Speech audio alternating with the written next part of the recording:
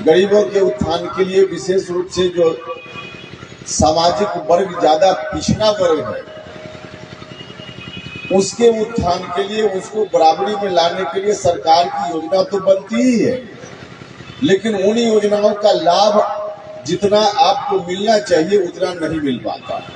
लेकिन दलित महादलित परिवार, पिछड़ा अति पिछड़ा परिवार का खास करके उस परिवार में अगर 8 वोट है किसी परिवार में, तो उस परिवार की महिला यह नहीं कहेगी कि आज धूप है, सबसे पहले जाकर वोट डालने का काम करें। नामांकन के 3 दिन पहले तक मुझको भी नहीं मालूम था कि काराकाट लोकसभा क्षेत्र से हम उम्मीदवार होने वाले। राजनीतिक परिस्थिति ऐसी थी, लेकिन उम्मीदवार हो गए। माताएं, बहनों, भाइयों, मित्रों और मीडिया के बंधुओं,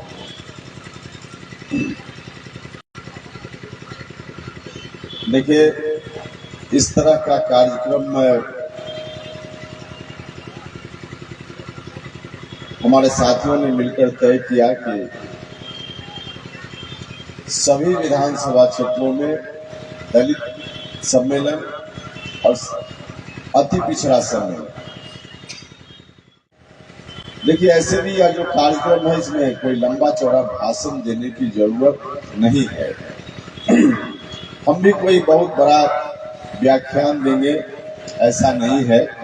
हम तो सिर्फ जो अनुभव हमारा रहा है पिछले दिनों, उस अनुभव को आपको बताने आए और उस अनुभव के आधार पे जो हमने महसूस किया है कि जो लोग वोट देने के समय सबसे ज्यादा मुस्तैदी से हर तरह से येनी चोटी एक करके सबसे अधिक वोट देने का काम करते हैं, जब अपना अधिकार लेना होता है तो वही लोग सबसे पीछे रह जाते हैं।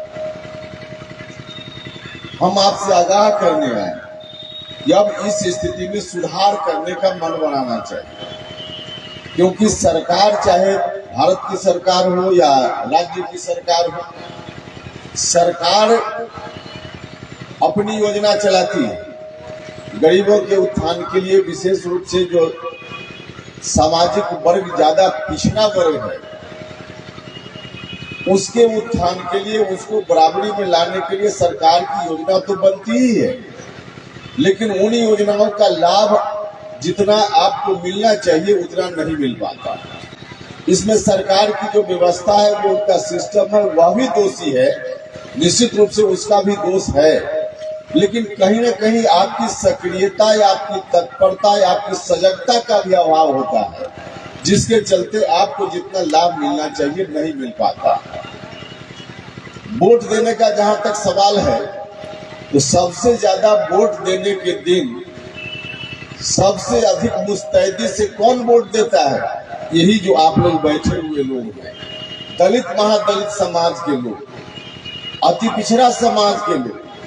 देखिए उपेंद्र कुशवाहा के परिवार में अगर वोटर की संख्या 8 है, तो हमारे घर की महिला तो कहेगी, अगर तेज धूप हो गई वोट देने के दिन, तो कहेगी कि इस धूप में हम वोट देने नहीं जाएंगे।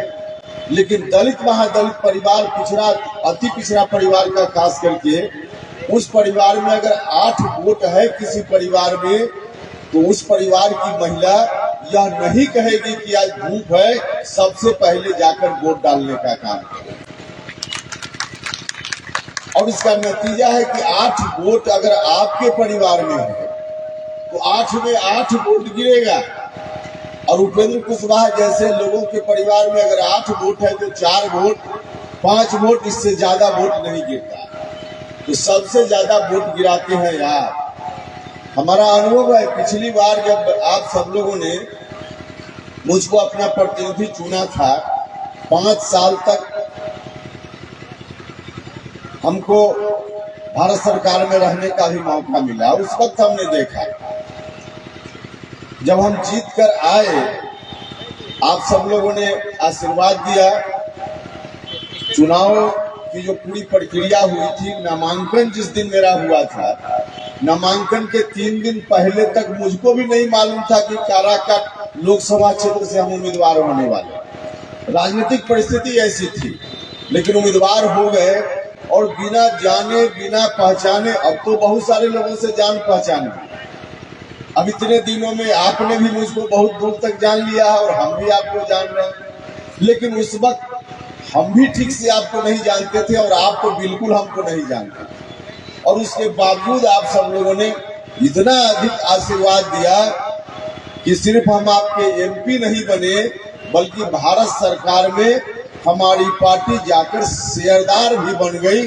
तो इतनी अधिक ताकत से वोट देने का काम आप सब लोगों ने किया। तो उस वक्त का जो हमारा अनुभव हमने देखा है, कई लोग जो आपके समाज से दलित महादलित समाज के कई नौजवान जो हम देखते थे कि वोट देने के समय यह काफी सक्रिय था, मतदान केंद्र से लेकर बाकी मेहनत करने में। वह आदमी जब हम आते थे,